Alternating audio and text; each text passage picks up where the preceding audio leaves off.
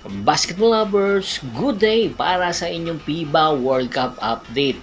Sa pangatlong araw ng FIBA World Cup sa Manila, naglaban nga ang Dominican Republic kontra sa Italy sa first game ng bracket ng Gilas Pilipinas. Sa score na 87-82, nanalo ang Dominican Republic sa pangunguna ng kanyang NBA superstar na si Karl Anthony Towns, na kung saan binuhos nga niya ang buo niyang lakas para pangunahan ang Dominican Republic.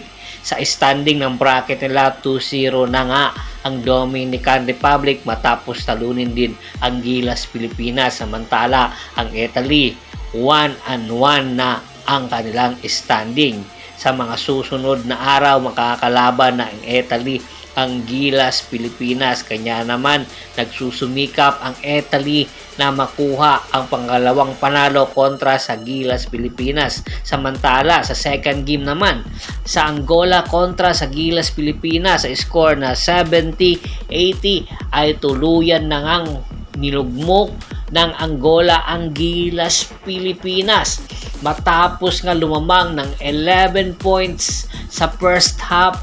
Ang Gilas Pilipinas ay tuluyan ng binawi ng Angola ang kalamangan hanggang umabot ito ng fourth quarter, na kung saan nagpakawala ang Angola ng mga 3-point shot sa pangunguna ng kanilang superstar na si Bruno Fernando. Samantala sa Gilas Pilipinas naman, si Jordan Clarkson namuno, nakapaglaro na si CJ Perez at samantalang nakapaglaro na rin si Renz Abando. Marami ang nagtaka ng bakit matalo ang Gilas Pilipinas ng Angola. Sa katunayan nga, kayang-kaya at lumamang pa ng 11 points sa first half ang Gilas Pilipinas. Isa sa mga rason ng mga PBE fans, mga sports fanatics at analytics ang pagkakaroon ng decision making ni Coach Reyes. Tila yata hindi tinitingnan ang mga mismatch ni Coach Reyes. Bakit hindi niya tinitingnan ito? Kaya naman kung sana nanalo or malaking tsansa sana nanalo ang Gilas Pilipinas sa Angola. Kayang-kaya ng Gilas Pilipinas ang Angola. Sa diskarte lang nagkakaiba at syempre sa outside shooting. At isa sa tinutukoy or pinuna ng mga fans at ng mga sports guru kung bakit hindi nabibigyan ng playing time si Renz Abando.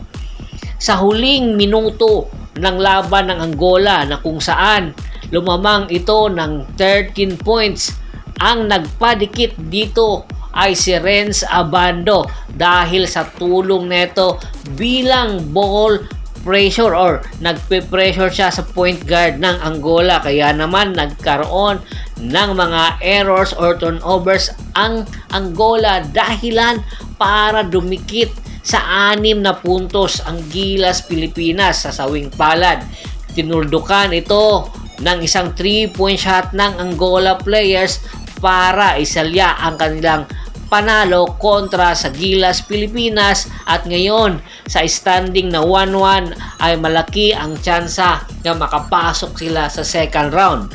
Isa sa tinutukoy ngayon ng mga sports guru, malaki rin ang tsansa ng Gilas Pilipinas na makapasok sa second round kung tatalunin nila ang Italy.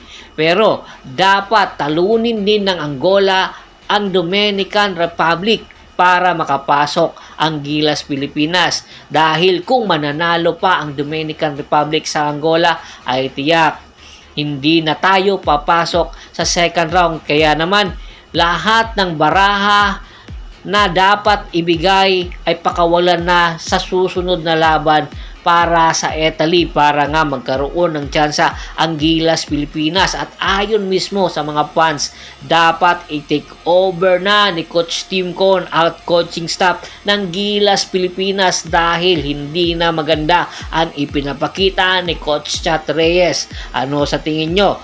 Pakawalan na nga ba ng Gilas Pilipinas? Dapat na nga bang mag-resign na si Coach Chat Reyes at ibigay na kay Coach Tim Con bago pa mahuli ang lahat? Komento na sa baba ng video at pag-usapan natin yan. Once again, this is Percival Monteron at your service. Don't forget to subscribe my sports channel at don't forget to click the notification bell button para nga maging updated palagi sa kwentuhan. At bago pa man natin tapusin ang ating kwentuhan, shoutout muna tayo sa ating mga followers at subscribers kay Sir Ricky Lanza ng Ricky Rider TV ng Tansa Cavite, Kagawad kat sa Kinudukusin ng Hagonoy Bulacan, Ronald Bersubidad, Anthony Lucky Alon, John David Gulapa, Julius Roche, Michael Pangilinan at si Michael Rosalado ng Calbayog City, Samar. Marami pong salamat sa walang sawa niyong pagsuporta. Pagbisita na rin mo ng Facebook fanpage ko, paki-like, paki-subscribe, paki-follow at paki-share. Ganun din sa YouTube channel ko. Hanggang sa muling kwentuhan, maraming salamat po.